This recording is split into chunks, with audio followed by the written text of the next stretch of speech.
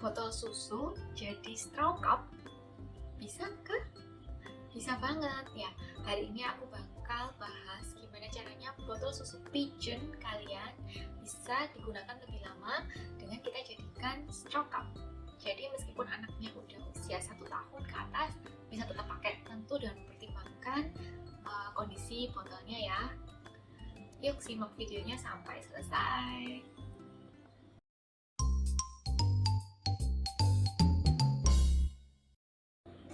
So parents, buat kalian yang belum tahu, botol susu itu ada berbagai macam bahan, dan karena hari ini kita bahas itu pigeon, pigeon ini punya 3 setahu ya, yang bahannya PP, bahan dari kaca atau gelas, dan juga yang aku pakai sendiri PPSU.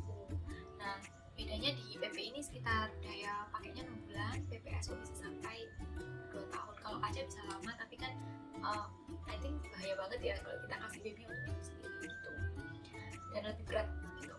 Jadi selain itu ada juga tergantung dari ukuran mulut botolnya, ada yang narrow dan ada yang wide neck, dan aku pakai yang wide neck. Nah, botol susu sendiri ini aku belinya waktu awal-awal sekitar anakku usia 1 bulan, dan tapi ternyata nggak terlalu kepake karena aku lebih sering direct breastfeeding. Jadi aku pikir sayang banget, padahal si PPSU ini bisa sampai 2 tahun, kecuali kalau pakai sering mungkin bisa berkurang lebih dari itu. Ternyata aku lihat di e-commerce ada yang jual kepala botolnya aja nih. Nah, nggak cuma merek pigeon, merek-merek lain pun ternyata ada. Nah, kebetulan aku punyanya itu merek pigeon dan merek Hagen, tapi yang aku beli merek pigeon, dan aku dapatnya harganya lumayan murah. I think I will put the link in the description box below ya, nanti kalian yang mau cari silakan di situ. So ya, basically kalau kalian mau pindahin botol pigeon susu kalian itu untuk jadi straw cup, kalian tinggal beli attachmentnya aja. Nah, ini kalian lihat ya, botolnya ini PPSU, warnanya memang agak kuning. Lalu ini dia kepala botol yang aku beli. Ini kepalanya dia flip, jadi anak seharusnya bisa, aku pikir bisa buka mudah, ternyata enggak juga, lumayan susah. Nah, untuk sedotannya juga ini bagus, bawahnya ini ada pemberatnya, jadi kalau misalnya anak minumnya sambil tiduran itu dia masih bisa dapat air, karena sedotannya di bawahnya akan ngikutin ya posisi yang mana yang bawah. Nah, secara air kan selalu mengalir ke posisi yang bawah. Kemudian untuk sedotnya sendiri, menurut aku akan coba itu agak tarikannya mesti agak lumayan banyak, jadi mungkin kalau awal-awal belajar nyedot pakai ini menurutku kurang cocok karena anak-anak harus berusaha keras untuk nariknya gitu. Tapi kalau udah bisa nyedot, I think no problem.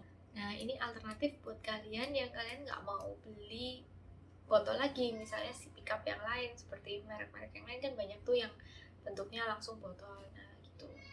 Kalau menurutku pribadi nggak perlu ya peralihan dari dot kemudian pindah ke spout baru ke straw. Menurutku aku dari dot langsung ke straw bisa.